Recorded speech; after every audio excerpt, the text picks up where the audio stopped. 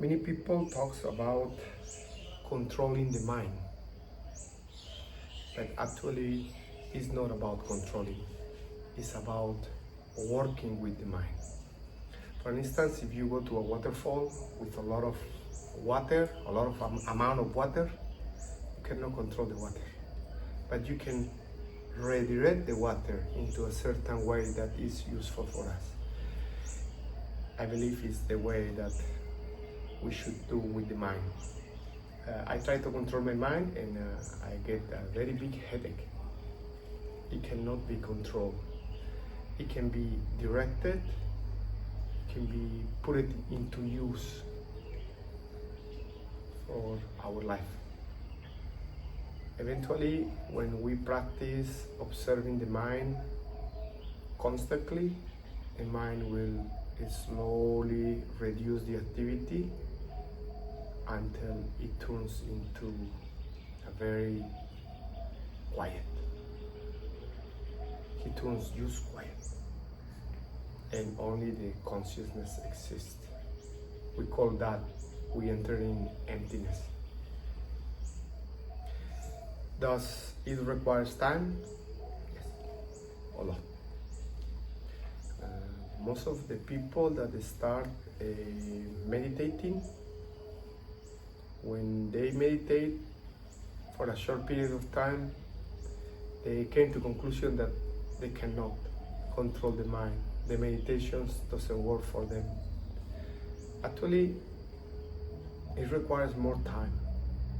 It requires a constant training, sitting, observing the breath, putting the mind into the third eye or into the heart, and just staying there.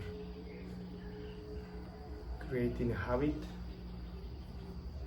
and eventually the mind will slow down. Some days better than others. Then yes, the mind will come into calmness. But you cannot just tell your mind to stop.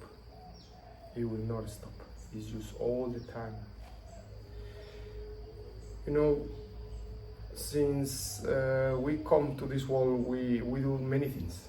Learning about things, study about things, but I never learn about our mind.